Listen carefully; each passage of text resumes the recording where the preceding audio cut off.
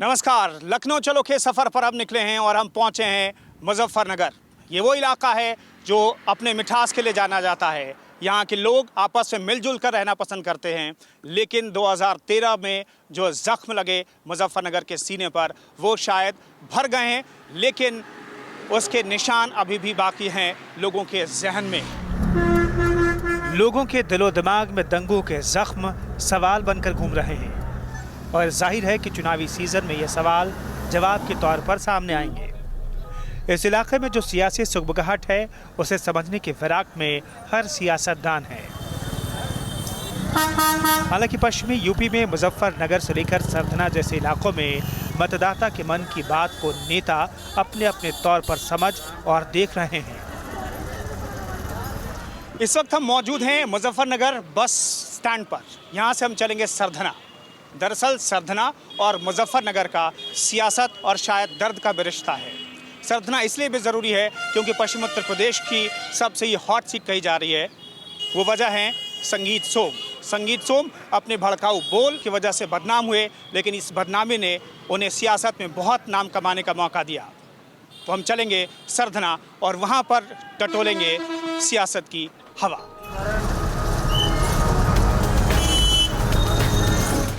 उत्तर प्रदेश परिवहन निगम की बस से हम चलेंगे सरधना। वैसे हमें दौराला तक ही जाना होगा इस बस से। एक बस खड़ी है उत्तर प्रदेश परिवहन निगम की। दरअसल निगम की बसों के बेड़े में 9,500 बसें हैं। कहा जाता है कि 14 लाख लोगों को निगम की बसें एक जगह से दूसरी जगह ले जाती है, 3 लाख किलोमीटर की दूरी को कवर करती है। तो आइए हम भी सफ़र करते हैं निगम की बस में और बस में सफ़र करने वाले लोगों का मिजाज भी टटोलते हैं। तो परिवहन निगम की बस रफ्तार के साथ चल रही है। सियासत भी ज़ोरों पर है क्योंकि 11 तारीख बेहद नज़दीक है। सियासी मिजाज समझने की कोशिश करते हैं, लोग क्या सोचते हैं चुनाव को लेकर के, पश्चिम उत्तर प्रदेश की राजनीति को लेकर के। बात करते हैं लोगों से। तमाम तरह के लोग मौजूद हैं, बुजुर्ग हैं, युवा हैं, नौकरी पेशा लोग हैं।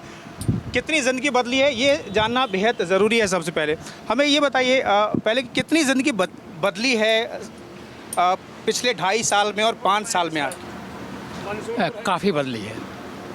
किस तरीके से बदली? देखो, एक तो लैंड ऑर्डर बदला है और कुछ विकास कार्य अच्छे हुए हैं, जैसे ये एम्बुलेंस की सेवा है और किसानों के लिए बिजली की सुविधा बहुत हुई है। बिजली की ट्यूबवेल आसानी से लग जाते हैं। अखिलेश का राज तो बढ़िया है, लेकिन ये एक बार का दंगा अखिलेश के राज को ले जाए। अब यूँ जो दंगा मुजफ्फरनगर का हुआ तो थोड़ा भारी नुकसान है इसमें। कितना मोटा नुकसान हुआ।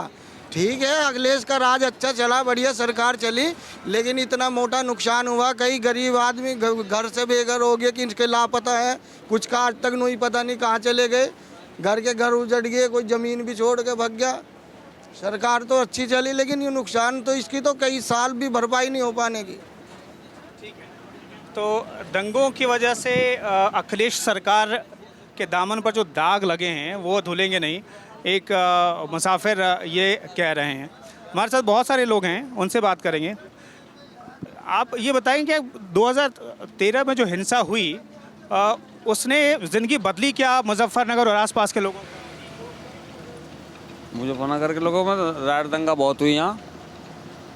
क्या ये मुद्दा है इस चुनाव में भी, ये जहन में है? मतलब जिनके लारे मर गए, जिनका कुछ होगा, उनके दिमाग में है ही है। बाकी लोगों के जहन में है? हाँ, बिल्कुल है। अखिलेश सरकार तो जी अब 5 साल रह लिया है, एक भी भर्ती पूरी नहीं हुई इन पे। यूपी की मतलब कोई भी एक भी भर्ती पूरी नहीं करवा पाए। शिक्षा मित्र की जो भर्ती है वे भी ऐसी रह गई है, उनमें भी कुछ भी मतलब कोई भी वो नहीं रहा, क्लियर नहीं कर पाई कोई भी भर्ती है। अखिलेश तो चुनावी सभा में कहते हैं 4 किलोमीटर दौड़ो और नौकरी ले लो। कुछ नहीं हुआ सर यूपी को पुलिस की थी और यूपी पुलिस दरोगा की हुई थी सर, उनकी भी सर है नहीं कोई मतलब कि वो नहीं हुई, पूरी नहीं हुई भर्ती, सब कैंसिल हो गई। हमारे साथ और भी कुछ लोग हैं। ये बताइए कि इस बार चुनाव के लिए जब वोटिंग करने जाएंगे तो क्या जहन में होगा? विकास होगा या फिर पश्चिमी उत्तर प्रदेश में कहा जा रहा है कि अभी भी धर्म को लेकर के लोग बटे हुए हैं, ऐसा है क्या? जी कुछ ऐसा है, बटे हुए हैं धर्म पे। उसमें मेरी राय तो अपनी राय तो है, बस अखिलेश सरकार को ये है। लेकिन अखिलेश सरकार पर आरोप है कि दंगे को रोक नहीं पाई, जो हिंसा हुई उसे रोक नहीं पाई अखिलेश सरकार। ऐसा कुछ नहीं, बस हालात ही ख़राब हो गई तो उत्तर प्रदेश के क्या करें। क्या धर्म के आधार पर वोटिंग होगी क्या पश्चिम उत्तर प्रदेश में? मेरे आधार से तो अपना धर्म को इसको बेस नहीं बनाना चाहिए वोटिंग के लिए। मेन मुद्दा होना चाहिए विकास का। ये सुरक्षा का एक सवाल हमेशा पूछा जाता है, महिलाओं की सुरक्षा का उत्तर प्रदेश में अखिलेश सरकार पर बहुत आरोप लगे हैं। क्या ऐसा लगता है कि महिला सुरक्षा पर सरकार ने ध्यान नहीं दिया? नहीं, घर से निकलते ही है सुरक्षा है ही नहीं सुरक्षा। घर से निकलते ही देखो, लेडीज अकेले जा ही नहीं सकती है, अपने भाई को लेके साथ चलती है, अपने पति को साथ लेके चलती है, अकेले को सुरक्षा ही नहीं है बिल्कुल भी। डर लगता है, गुंडे राज है बिल्कुल। ये अखिलेश ने बिल्कुल कुछ सुरक्षा करी नहीं है औरतों के लिए। अखिलेश जी ने तो 1090 शुरू कर दिया कि एक फ़ोन कीजिए पुलिस आ जाएगी, गुंडों को पकड़ के ले जाएगी, छेड़ने वालों को पकड़ के ले जाएगी। बाद में आती है, जब पहले सारे पूरा केस निमट जाता है ना तो बाद में आती है। कोई भी आपने सुना होगा, पुलिस बाद में आती है। पिक्चरों में, नाटकों में ये रियल में होता है। स्मार्टफोन देने के का वादा कर रहे हैं अखिलेश। क्या मुफ्त की चीज़ें लेना पसंद है क्या उत्तर प्रदेश के युवाओं? अखिलेश सरकार ने लैपटॉप बांटकर युवाओं को एक कटोरा दे दिया है हाथ में। उसने लैपटॉप नहीं दिया, उसने युवाओं को रोजगार तो दिया ही नहीं, बेरोजगार ही है। जब से बेरोजगारी और बढ़ी है और जब से मोबाइल, मतलब कि कोई भीख देना, वो भीख दे रहा है, वो हमें पसंद नहीं है। हमें रोजगार चाहिए, रोजगार का मेन मुद्दा है। कुछ नहीं है, जब तक इतनी भर्ती हुई सारी कोर्ट में चली गई। अच्छा, युवाओं को फ्री स्मार्टफोन और लैपटॉप चाहिए क्या, या फिर रोजगार चाहिए? तो रोजगार चाहिए, लैपटॉप वगैरह तो सबके पास है आज की तारीख में। रोजगार चाहिए सबको, जो मिल नहीं रही नौकरी आज की तारीख में। क्या नाम है आपका? अजय चौधरी। अजय चौधरी। अजय जी, आप बस चलाते हैं, कोई समस्या हो जाती है, बस ठुक जाती है, किसी को ठोक देते हैं, जिम्मेदारी आपकी होती है क्या? क्या जिम्मेदारी आपकी होती है उसमें? जिम्मेदारी हमारी होती है, इतने आदमी को लेकर चल रहे हो, जिम्मेदारी हमारी ही है। सारे लोगों की जिंदगी आपके हाथों में है। हाँ जी। सरकारों में ऐसा क्यों नहीं होता? सरकार का जो मुखिया होता है वो जिम्मेदार नहीं होता है, हम जिम्मेदार होते हैं, वो नहीं होता। इसे बदलना चाहिए क्या? हाँ, बदलना चाहिए इसे। जिम्मेदारी दूसरे आदमी को ऊपर होनी चाहिए ना इसकी। जो मुखिया वो जिम्मेदार हो हर चीज़ का। अच्छा काम किया तो उसका जिम्मेदार, बुरा किया तो उसका जिम्मेदार। हाँ जी, जो अच्छा करेगा अच्छा का जिम्मेदार है, बुरा करेगा बुरे का जिम्मेदार है। दूसरे आदमी के ऊपर जिम्मेदारी नहीं डालनी चाहिए ना। ऐसा लगता है सियासत में ऐसा कभी हो पाएगा, या इस दौर की सियासत में ऐसा है? हमें तो लग रहा है नहीं हो पाएगा। इस दौर की सियासत में ऐसा नहीं हो पाएगा। अच्छे काम का क्रेडिट राजनेता लेते हैं, पार्टियां लेती हैं, लेकिन जो बुरा होता है शासनकाल में उसकी जिम्मेदारी दूसरों पर डाल दी जाती है, कुछ अधिकारियों पर डाल दी जाती है और अपना पल्ला झाड़ लिया जाता है। मुजफ्फरनगर में भी अभी तक तो यही होता रहा है। आगे चलते हैं। ये दौराला हम पहुँचे हैं और यहाँ से ऐसी गाड़ियाँ, मैजिक गाड़ियाँ जो है कुछ इस तरीके से भर करके सरधना जाती हैं। ये हम आपको दिखाना चाहेंगे कितने लोग बैठे हुए हैं, काउंट करना थोड़ा मुश्किल है। ड्राइवर बताते हैं करीब 20 लोग बैठते हैं, कुछ इस तरीके से खड़े होकर के लोग जाते हैं। इनसे ये समझते हैं कि क्या बदला है इनकी ज़िंदगी में। एक महिला हैं, आप ये बताइए कि सरधना आप जा रही हैं, कुछ बदला है क्या सरधना में पिछले 5 साल? पिछले साल से ये फ्लोर सीट जो चली है, ये लड़कियों के लिए बहुत सुविधा है। 5-5 मिनट में सर्विस मिलती है स्टूडेंट को, और बच्चों के लिए बहुत फ़ायदा हुआ इस चीज़ के लिए। नहीं तो भर के बसें चलती थी और बहुत छेड़खानी होती थी बसों में। तो ऐसे ही सफ़र करते हैं आप लोग हर बार सरधना तक? नहीं, ऐसे क्यों सफ़र करते? दोराले से सरधना है, ये मेरठ से जो चली है वो सफ़र अच्छा है वहाँ का। कुछ लोग लटके हुए हैं, कुछ युवा हैं, ऐसे ही जाते हो क्या आप सरधना तक? 4 साल से जा रहे हैं हम तो सर, कॉलेज टाइम से ऐसे जाते हैं यहाँ से। नो सर, कुछ नहीं बदला है सर। हमें भी एक्चुअली ऐसी गाड़ी से होकर के जाना है। चलते हैं उस गाड़ी में, बैठते हैं, फिर सरधना तक का सफ़र तय करेंगे। थोड़ा मुश्किल है यहाँ से सफ़र करना सरधना के लिए, लेकिन ऐसे ही करना पड़ेगा क्योंकि सरधना पहुँचना है और वहाँ का मिजाज भी जानना है, सियासी मिजाज।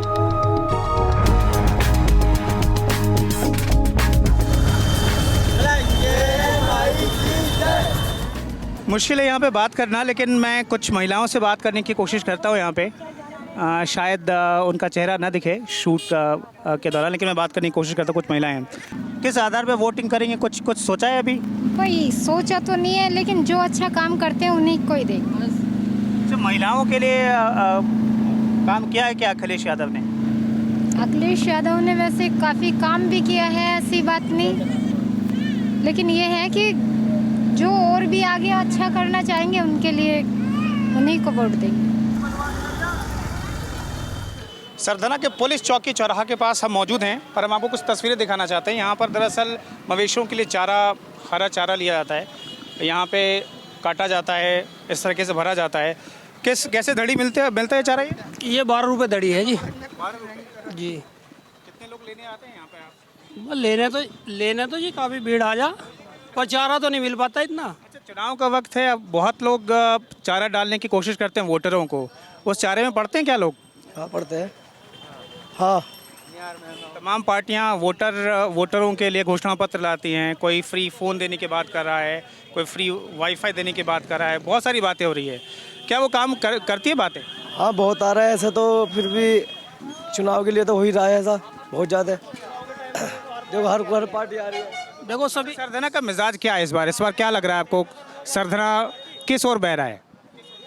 जी अतुल प्रधान के वोट से ज़्यादा हुआ है जी। अतुल प्रधान ने काम किया है यहाँ पे? जी हाँ, बहुत अच्छा काम किया है ना अतुल प्रधान ने जी। हाँ ये बताइए कि धर्म के आधार पे वोटिंग होगी क्या? यहाँ पर कोई धर्म के आधार पे वोट करेंगे क्या, या फिर विकास देखेंगे? किसने विकास के आधार पे, धर्म के आधार पे नहीं। धर्म में से किसा क्या लेना, विकास के आधार पे, ताकि हमारा भला हो गया। अरे मान ले जान दे। मौजूदा विधायक ने कुछ काम किया है या नहीं किया है यहाँ पे? कोई काम नहीं किया जी, कोई विकास का काम नहीं किया। कुछ बदला है सरधना में पिछले 5 साल में? भैया यहाँ तो हिंदू मुस्लिम पे हो वोटिंग सरधने की। इस सीट पे तो हिंदू मुस्लिम पे हो, और कहीं विकास पे हो या कहीं पे हो, यहाँ तो हिंदू मुस्लिम पे हो इस सरधने का लक्षण। ये सही जगह है। विकास कोई नहीं देखता है यहाँ तो राजनीति करते हैं बस, मतलब वोट बैंक बना रखे। मुस्लिम का ऐसी है, हिंदुओं का है कोई किसी का नहीं, ना कोई हिंदुओं का है ना मुसलमानों का है। हिंदू मुस्लिम सब भाई भाई है। इन्होंने हमारा जो है ना ऐसी दीवार खींच दी हिंदू मुस्लिम के सामने, ऐसी खींच दी जो कभी किसी ने नहीं खींची। सपा और भाजपा दोनों एक ही डले के चट्टे बट्टे हैं। आप कहना यहाँ से बाहर करके बसपा का हत्या को चाह रहे भाई साहब हम तो। ठीक है, तो ये है मिजाज सरधना के पुलिस चौक चौराहे का। चूँकि यहाँ पे चारे कट रहे थे, इसलिए मैंने सोचा कि जो चुनावी चारा जो डाल रहे हैं राजनीतिक दल और जो नेता डाल रहे हैं उसके बारे में पूछूं, तो कुछ ये मिजाज निकल कर के आए हैं। चलिए आगे बढ़ते हैं।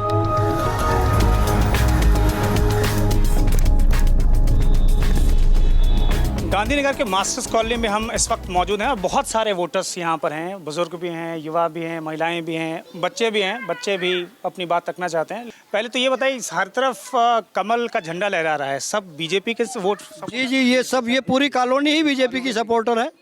यहाँ सब बीजेपी के सपोर्टर हैं सब। तो हम ये मान लें कि सरकार के खिलाफ ही सारे लोग आप बोलेंगे? नहीं, सरकार के खिलाफ क्यों बोलेंगे? हम तो सही काम के लिए बोलेंगे ना। सरकार के खिलाफ क्यों बोलेंगे? जो सरकार गलत करेगी उसमें बोल लेंगे। सबसे बड़ी समस्या यहाँ सरधना से मेरठ जाने की थी, और भाई संगीत सोम जी ने नानू तक की जो सड़क बनवाई है, जो आज तक कोई किसी भी पार्टी का कोई विधायक नहीं कर पाया। सुरक्षा की भावना जो हमारे समाज में या हमारे लोगों में, हमारी बहन बेटी और उनमें आई है, वो सिर्फ और सिर्फ विधायक जी की देन है। लेकिन विधायक जी तो समाज को बांटते भी हैं, ये आरोप लगता है कि विधायक जी बेबुनियाद आरोप है जी। ऐसा नहीं है। साथ कोई तो खड़ा होगा। हमारे साथ सिर्फ बोलने वाला एक संगीत सोम है, अदरवाइज कोई पार्टी का किसी नेता कोई नहीं आएगा अगर हमारे साथ कुछ होता है। यूपी में बेटियां असुरक्षित हो गई, उनको डर लगता है घर से निकलने में, ऐसा है क्या? हाँ जी, ऐसा बिल्कुल है। बहुत सड़कों पे से खुला घूमा भी नहीं जाता है, कोई भी कमेंट पास कर देता है। 1090 पे मदद नहीं मांगी? इतनी भी जाबी पड़ी नहीं है, क्योंकि जाते ही नहीं ना इस डर से कि कोई कमेंट पास कर दे तो जाते नहीं है। अगर ज़रूर हेल्पलाइन है तो इससे अच्छा मतलब उसको रोक दो ना, कि वो चीज़ होनी नहीं चाहिए। हमारे यहाँ की बेटी सेफ नहीं है। बेटियां जब जाती है तो डर लगता है? हाँ बिल्कुल डर लगता है। हमारी बेटी सेफ नहीं यहाँ पर।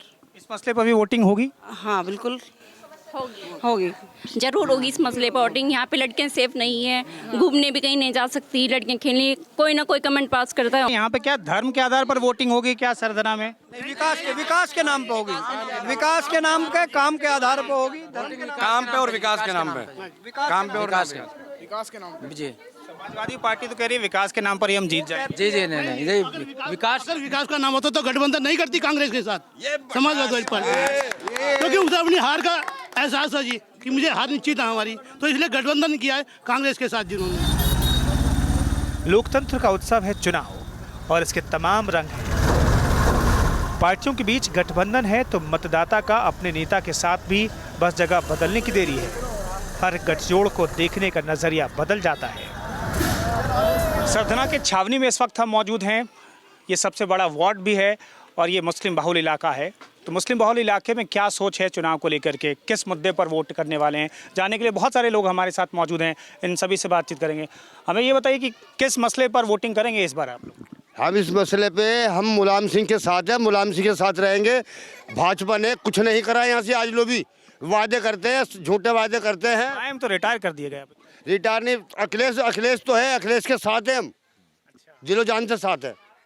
जिंदगी कितनी बदली है पिछले 5 साल में, जरा बताइए हमें। देखो ये तो भाई ये अखिलेश की सरकार तो है, ये सब कुछ समझ रही है, इसमें गरीबों को ज़्यादा समझ रही है ये सरकार। और ये भाजपा नोटबंदी ये सब, इसमें सब गरीब पिस गया इसमें। सपा के प्रत्याशी अतुल प्रधान, उन्होंने कुछ किया है क्या? प्रधान ने बहुत कुछ किया जी, अतुल प्रधान ने बहुत कुछ किया। अतुल प्रधान ने बहुत विकास किया है, हर गरीब के, हर जनता के साथ रहा है। उन्होंने सब कुछ, आधी रात दिन हुआ तुरंत सरदने वालों ने बुलाया तो तुरंत आते हैं। कोई खुशी कोई गम हो, जब भी तुरंत बुलाया वो आते हैं। युवा भी इधर, जरा आगे आ जाइए प्लीज़ आप। यहाँ अब मुफ्त में लैपटॉप अखिलेश सरकार ने दिया, अब फ्री में स्मार्टफोन देने की बात करते हैं। फ्री में चाहिए क्या लोगों को कुछ? हाँ जी, फ्री में। समाजवादी पेंशन का वो दिया है, समाजवादी को ही वोट देंगे। कहते हैं कि नौकरी नहीं दी अखिलेश सरकार। नहीं, नौकरी दी है, युवाओं को नौकरी मिली है, पेंशन मिली है, गरीबों को पेंशन मिली है, अच्छा काम कराया है। अखिलेश ने अच्छा काम कराया। गठबंधन की सरकार होगी और अच्छा काम होगा। क्या इसमें धर्म के नाम पर कोई वोटिंग हो रही है क्या? धर्म के नाम से कोई वोटिंग नहीं है, धर्म के नाम से मुस्लिम वोट सब अतुल प्रधान के नाम से है। विकास काम को सलाम हो रहा है, विकास करा है। विकास बढ़िया करेगा। 25,000 इनने हमारी वो बनवाई पेंशन गरीबों की जो सहायता करवाई अतुल प्रधान ने। विकास बढ़िया कर रहा, तो इसीलिए अतुल प्रधान के साथ है ना। हम किसी मुसलमान के साथ रहेंगे, जो हमारा विकास बढ़िया करेगा उसके साथ रहेंगे। कुछ ये मिजाज है इस मोहल्ले का। छावनी में ऐसा लगता है कि हर कोई यहाँ पर जो है वो अखिलेश के समर्थन में है और शायद धर्मेंद्र प्रधान के समर्थन में है। धर्मेंद्र प्रधान को लेकर कह रहे हैं कि उन्होंने बहुत सारे काम किए हैं यहाँ के लोगों के लिए, और कम से कम धर्म के आधार पर वोट करने वाले यहाँ पर मुस्लिम बाहुल्य इलाके में लोग नहीं करेंगे, धर्म के आधार पर वोट नहीं करेंगे। तो ये एक मैसेज है छावनी से। सरधना की तमाम तस्वीरों में यहाँ के चर्च की मौजूदगी सबसे खास है। पश्चिमी यूपी के इस अद्भुत चर्च की बनावट को देखने के लिए दुनिया भर से लोग पहुँचते हैं। चुनावी शोरगुल से दूर यहाँ पर बहुत शांति है। हम संत मैरी चर्च में मौजूद हैं जो सरधना में है। एशिया का सबसे बड़ा चर्च कहा जाता है इसे। 1822 में ये चर्च बन करके तैयार हुआ था। तब बेगम सुमरू ने इसे बनवाया था 4 लाख रुपए में। कहा जाता है कि इसे बनाया गया, इटालियन वास्तुकार ने बनाया था इसे, एंथनी रेगलिनी ने इसे बनाया था। ये बेहद ख़ास है। अंतर्राष्ट्रीय स्तर पर सरधना की पहचान इस चर्च से है। इस पर और बातचीत करने के लिए हमारे साथ चर्च बैरा और गाइड सैमुअल अल्बर्ट हैं। उनसे हम जानते हैं कि क्या खासियत है चर्च की। सैमुअल, ये बताइए क्या ख़ास है इस चर्च में जो और चर्च से अलग है और सरधना की पहचान भी कहा जाता है? ये चर्च, सरधना का जो चर्च है, ये बहुत फेमस है और सभी लोग इस पर विश्वास रखते हैं। दूर दूर से लोग बाग यहाँ पर आते हैं विश्वास के कारण। एक माँ मरियम की जो इमेज है यहाँ पर, जो 1957 में यहाँ माता मरियम की इमेज स्थापना हुई थी। जो भी वहाँ पर विश्वास से, सच्चे दिल से माँ मरियम के समक्ष अपनी परेशानी, अपनी दुख, अपनी मन्नतें लेकर आते हैं, वो मन्नतें पूरी होती है। इसी विश्वास से लोग बाग दूर दूर से यहाँ पर एक तीर्थ यात्रा के रूप में आते हैं। इस वजह से भी ये चर्च बहुत मशहूर है। दूसरा ये कि इस चर्च की खासियत यह है कि एक बेगम सिमरू ने अपने पति वाल्टर रेनाल्ड सिमरू साहब की तमन्ना ख्वाहिश पूरी करी थी, ये चर्च बनवाया था। ना तो इस चर्च के अंदर सीमेंट है, ना है सरिया। ये पूरा का पूरा गिरजाघर डांटों पे टिका हुआ है। बाहर सियासत का शोर है, लेकिन अंदर प्रभु यीशु के दरबार में बहुत शांति है। इस इलाके में धर्म और चुनावी सियासत का जो ताना बाना है, उस पर बहुत कुछ कहा सुना जा रहा है। अगर सियासत अपना धर्म जान और समझ जाए तो कोई मुसीबत ही ना आए। मेरे बाईं तरफ एक मस्जिद है जहाँ से अजान की आवाज़ आ रही है। दाहिनी तरफ कई मंदिर है जहाँ से भजन की आवाज़ आ रही है। और मैं इस वक्त खड़ा हूँ एक चर्च में। सरधना में धार्मिक एकता की यही मिसाल है। उम्मीद कीजिए कि पूरे पश्चिमी उत्तर प्रदेश में धर्म के नाम पर सियासत जो लोग करते हैं उनका इस सूरज की तरह अस्त हो, जो सूरज अस्त हो रहा है, और एक नया सवेरा नए संदेश के साथ लेकर के आए और धर्म की सियासत कम से कम बंद हो। सरधना से वीडियो जर्नलिस्ट संजय कुमार के साथ मैं कुंदन जमयार, न्यूज़ स्टेट उत्तराखंड उत्तर प्रदेश।